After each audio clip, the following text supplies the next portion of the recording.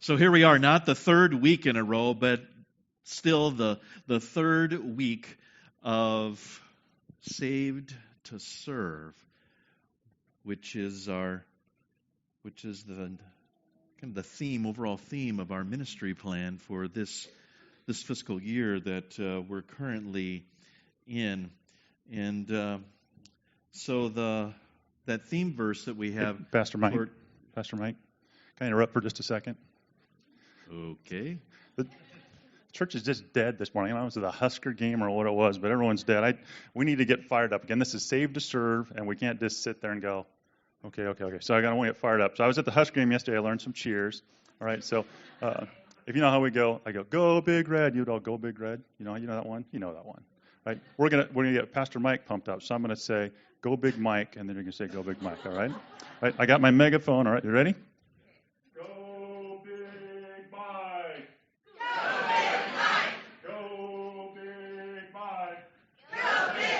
All right, are you pumped up? And the big I think I like Go Big Red better, but yeah, okay. And again, it's really not about Pastor Mike; it's about God today. And so again, we want to do another little twist as well, again, to get you fired up. And so, we're going to go how we go. Let's go Huskers, and you go clap, clap, clap, clap, clap. You guys know that one? But we're going to go. Let's go Father. Let's go Jesus. Let's go Spirit. All right. So you ready to clap? All right. Let's go Father. Let's go Jesus. Let's go Spirit. All right. Are you ready? Are you fired up? I think I am. Yeah, I like that one a lot better than the Go Big Mike or whatever that one was. Those are all great and everything, and it's great to get excited, all pumped up, I guess. But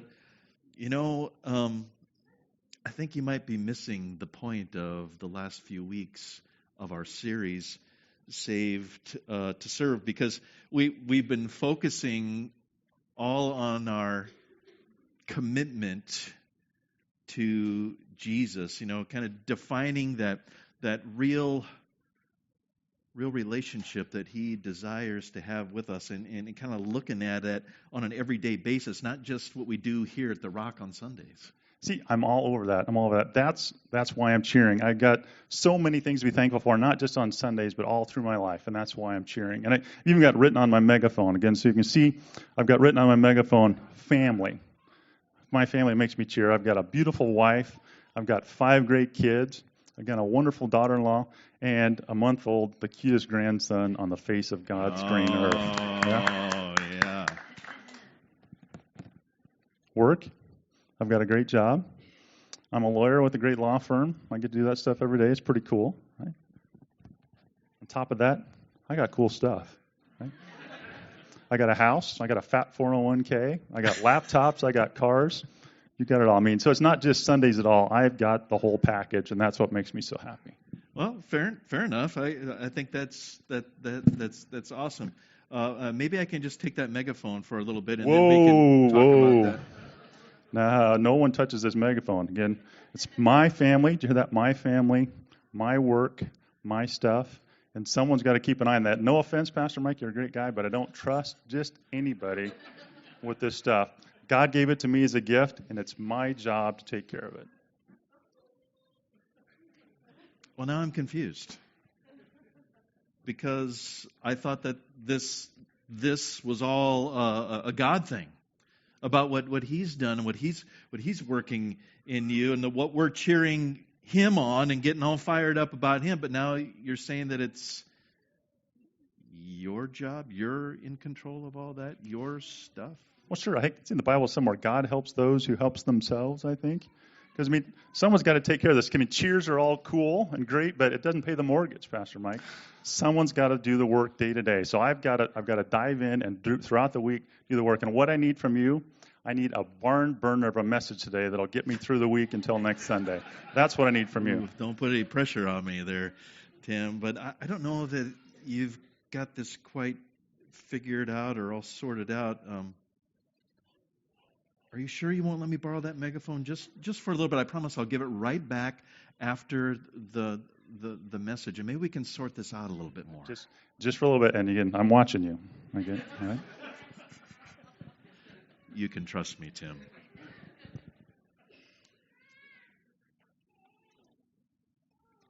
Should I talk through this the rest of the time? Well, let's unpack this some. You know, in week 1, we talked about this fact that Jesus wants more than just fans. And we asked the question, are you a follower? Remember, we said that a fan is an enthusiastic admirer. And we said that in the Bible, Jesus calls us to be more than just enthusiastic admirers. And our theme verse for today cuts right to the chase and gets right to the heart of that today. We're saved by God's grace through faith. I mean, it isn't our good things that save us, but yet, because we are saved, because we are forgiven, because heaven is ours, God has works for us to do, good things that He wants us to be about doing. And then a couple weeks ago, so we asked the question, are you a fan or a follower of Jesus? And then a few weeks ago, we talked about this defining the relationship. That Jesus defines the relationship with us, that He wants a commitment from us. And because we are born again by water and the Spirit in our baptism, we are forever changed and transformed. And that transformation then is reflected in how we live each day. In all the places where we live, where we work, and where we play. And so that leads us today to back to our theme verse and Tim's megaphone here. From Luke chapter 9. Then He said to the crowd, if any of you wants to be my follower, you must turn from your selfish ways. Some translations say, deny yourself. Take up your cross daily and follow me. If you try to hang on to your life, you will lose it. But if you give up your life for my sake, you will save it. So what does this all mean, to deny yourself or to turn from your selfish ways? What does it mean to lose your life? And actually end up finding it. Well, in order to help us get a right mindset to kind of look at this and really unpack this and think about this for ourselves today, I want you to look at this video called The Stool with me. Let's look. Jesus, I have decided to give you this. Really? Yeah. You know whoever sits here makes all the decisions, right? I know, and I'm always making decisions, but you make the perfect decisions, so you just sit right down and start making them. Wow, I'm honored. I mean, this feels great. Kathleen, guess what? I just got my new credit card. It's time to go shopping. Oh, really? I thought your husband and you were going to pay off debt. Oh, yeah. I mean, money's kind of tight, but I figured he doesn't have to know about it. So do you want to go with me? No. No? Why? What I mean is, I don't know. So let me check my schedule, and then I'll get back to you. Okay, yeah, give me a call. Okay. Kat, what's going on? What do you mean? Well, I'm kind of one-cheeking it here. Look, I just want to make sure we're on the same page. You wanted me to sit here, right? Well, of course. And whoever sits here makes all the decisions? Right. So what's the problem? There's not a problem. I don't know what I was thinking. Really, please, here, sit down. As long as you're sure. I'm sure. Okay, so let's start over. Okay. All right. Kat, I noticed that you've been losing your temper a lot lately. Right. So- Okay, Jesus, you know what? I know what you're going to say, but see, You do? you don't know the whole situation, you know? Well, all I'm saying is that your attitude is a decision. Yes, of course, but I have a lot going on right now. Well, I know you're under a lot of pressure. Pressure, Jesus, you don't understand pressure, okay? This isn't working, Kat. What? We can't both sit on the seat. It's either me or it's you. Okay, I know. You know, I didn't think it was going to be this hard, but here, just take it. No, I'm not going to take it. You have to give it to me. Okay, here. Kathleen, make a choice. I can't. You just did.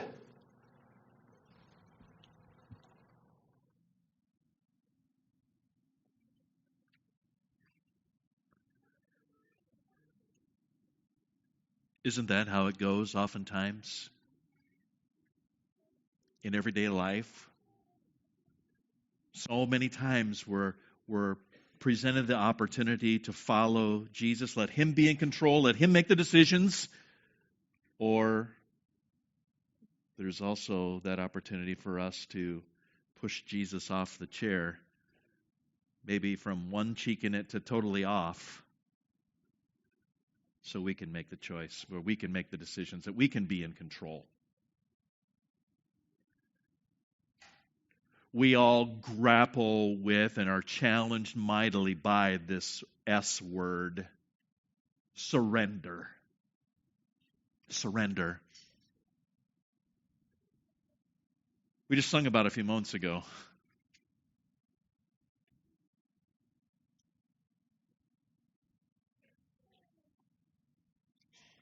Surrender.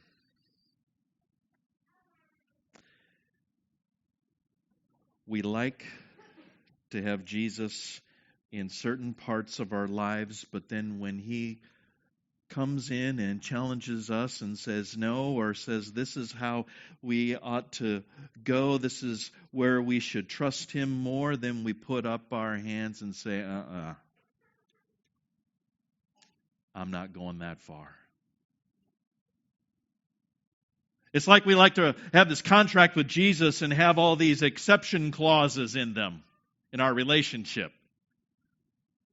And yet what we'll find is that the Bible tells us, and Jesus in his own words will say that there are no exception clauses in the relationship that he has established with us, in that covenant relationship that he's established with us at our baptism. Let me give you an example of this. In the book Unchristian, there was some Barna research that was shared in that book, and I just want to share a little bit of it with you here this morning.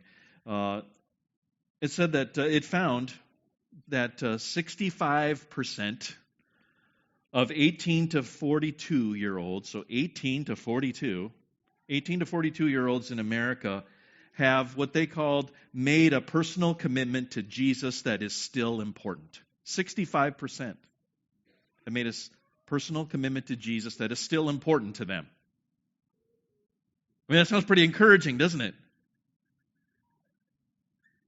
And yet I'm going to drop the other shoe here. Because of those 65%, only 23% believed that sex outside of marriage is wrong. And only 13% said that getting drunk is a sin. And I could go on and on.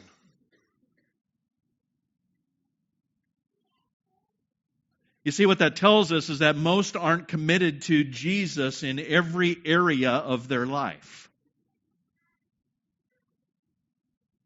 There's some areas of their life where Jesus can get shut off.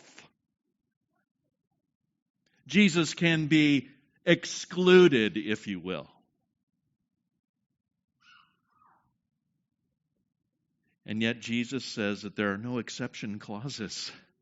There's nothing called a selective commitment here with Jesus. What about in your life and in mine?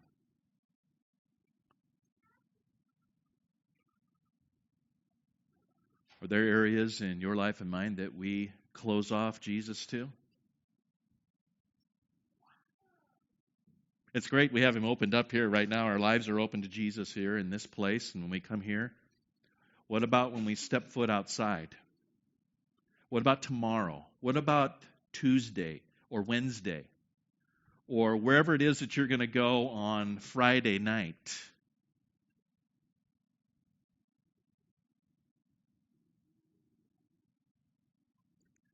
Remember, I said at the beginning of this series that there are going to be moments that are somewhat bristly that Jesus is going to confront us with, myself included.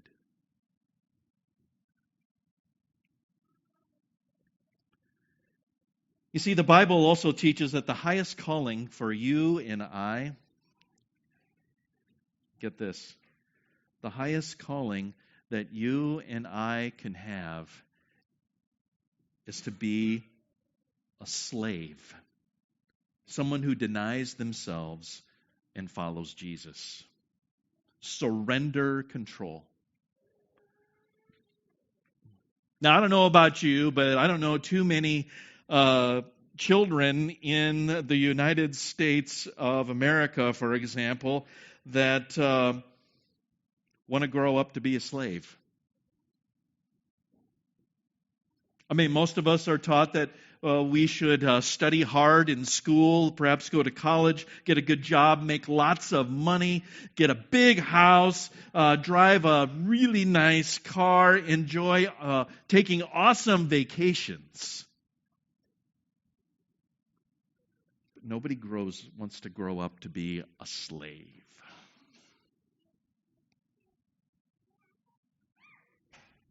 I know I didn't.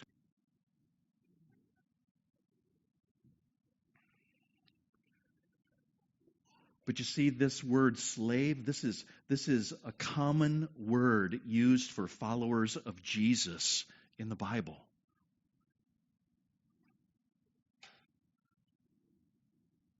This stuff is bristly.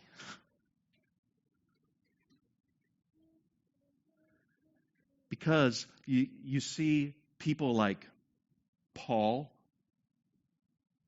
who was the inspired writer of over half of the New Testament or more, the disciple Peter, and even Jesus' brother James, they all describe themselves as being slaves of Jesus. They don't say, James doesn't say, I'm the half-brother of Jesus. I could tell you all kinds of things about this great and wonderful man and how we used to sit on the step at lunch together and share a piece of fish. Or you don't see Paul saying, I'm the most educated theological man on the face of the earth. I studied under Gamaliel and all these kinds of things. You should really listen to me. Or Peter doesn't say, I'm the one one of the disciples that Jesus says that he hung out with, real close to him, and I'm the outspoken one. I'm the leader of the group. No, all of these people identify themselves as being a slave of Jesus. And let's take a look at some of these definitions here. Hundreds of times in the Bible, Jesus is called Lord, and it's the Greek word kurios. And followers of Jesus are called doulos. That's the Greek word meaning slave. Kurios is Lord. Doulos is slave. This is slave language, folks. Because kurios means master or owner. And doulos is what you see right there, slave. You see, a lot of our translations of the Bible oftentimes translate doulos as servant. And kurios, when we see that and we see Lord in our English Bibles, we think of Jesus' divinity, being God and doing God-like things. But really, this is meaning master. A servant is someone who works for someone else. And yet a slave is owned by someone else.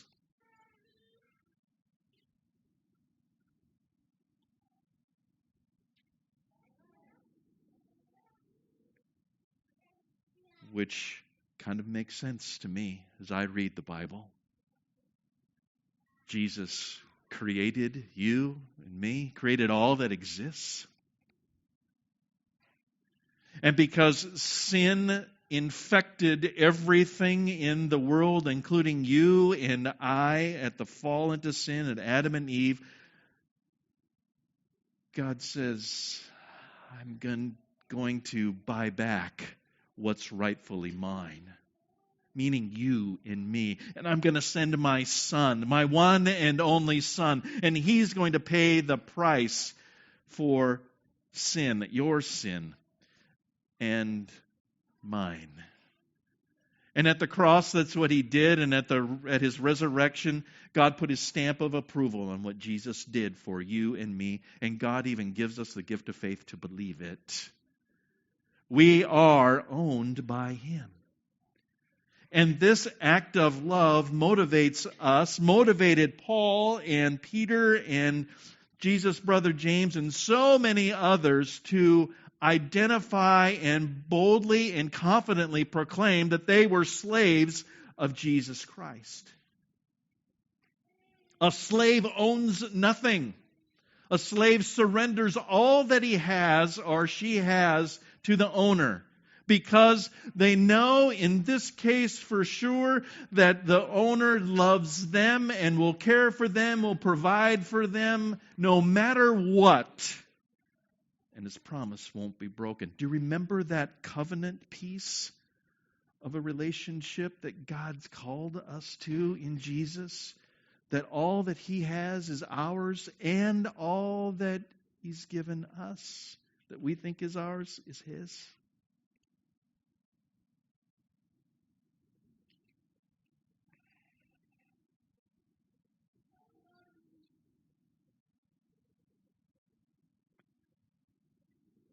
There's this legal term, legal document called a quitclaim deed. I forgot my phone. I was going to read you the exact definition so I didn't mess it up. So I'll try to go forward with it. Tim, if I mess it up, correct me. How a quitclaim deed goes is like this. It's a legal document where the individual signing the document signs over everything that they have, personal property, bank accounts, everything to the person in which they designate. Is that close enough? You relinquish all your rights to any property or assets that you have.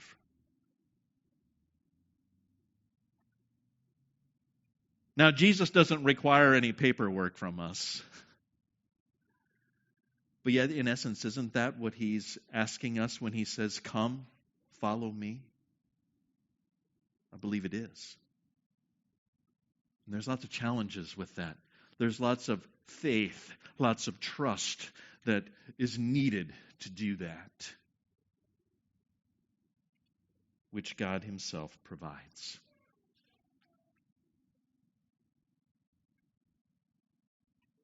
Millard Fuller once shared that he had life by the horns. At 29, he was a millionaire, about, 5 or 6 times over, if that's enough, I don't know. He had everything that you could want. He had a spacious home, a mansion, in fact. He had somewhere in the line of 6, 7, 8 cars, boats. He took wonderful trips all over the world. He bought his wife, his college sweetheart, anything and everything she wanted. And yet one night, as he tells the story, in a hotel room, his wife came to him and said she wanted a divorce. And he couldn't figure out why. He said, why? I've given you everything that you wanted. And she said, as perhaps you can imagine. All I need is you.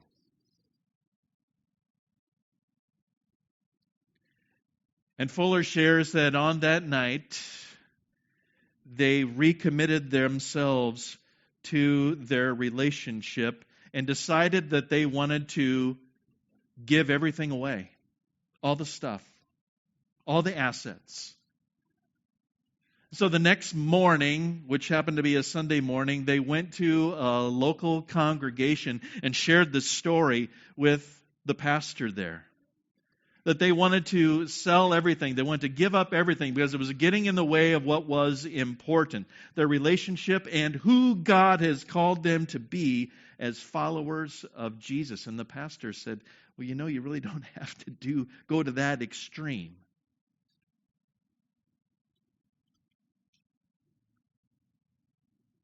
But he said, you see, you don't understand.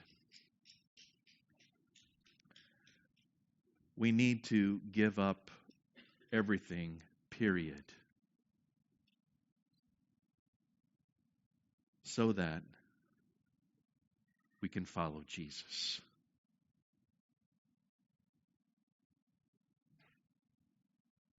Millard Fuller and his wife, Linda, went on to found an organization you may be familiar with called Habitat for Humanity, in which they made it their lifelong goal to provide affordable housing and model a lifestyle of living with Jesus as they gave up the life what they had.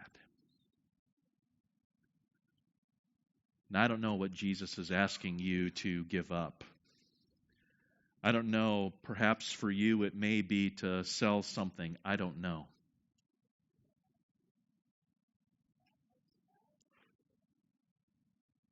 But each of us has something that is standing in the way of truly following Jesus. Each of us has something that we need to surrender over. I don't know what it is. It may not be a possession. It may be relationship.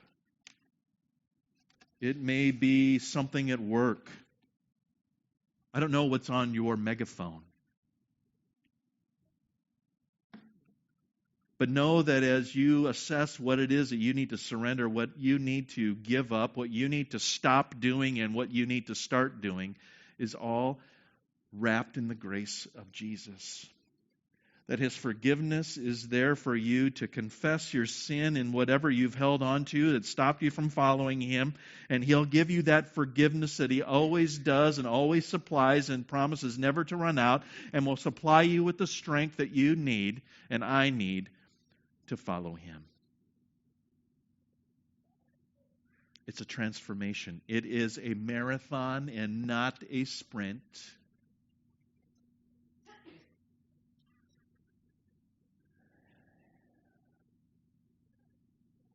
But an awesome journey along the way. So, as we close today, here's your challenge for the week. What do you need to stop doing to follow Jesus? And by the same token, what are you going to start doing to follow Jesus?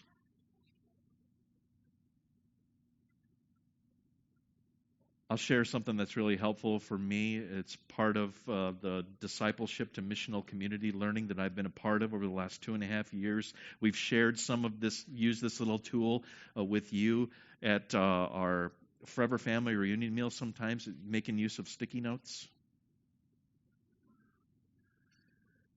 I have 2 sticky notes, one that I write stop and one that I write start on, and I put whatever on there, what I need to stop and what I need to start, and I put it in front of me in places that I'm going to see it at least once a day.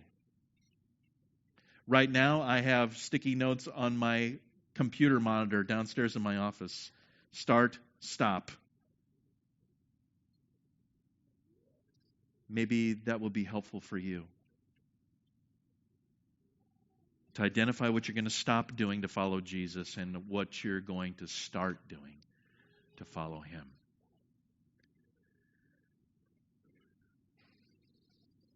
It might be bristly. It might be challenging. But don't forget, you have a great, big, strong, loving God to support you, to strengthen you, to walk with you as you follow Him. Let's pray. Lord Jesus, we thank you for the invitation that you give us to follow you. And yet at the same time, as you present that great invitation, you also present a huge challenge for us to turn from our selfish ways, to follow you in everything. And we trip up many times.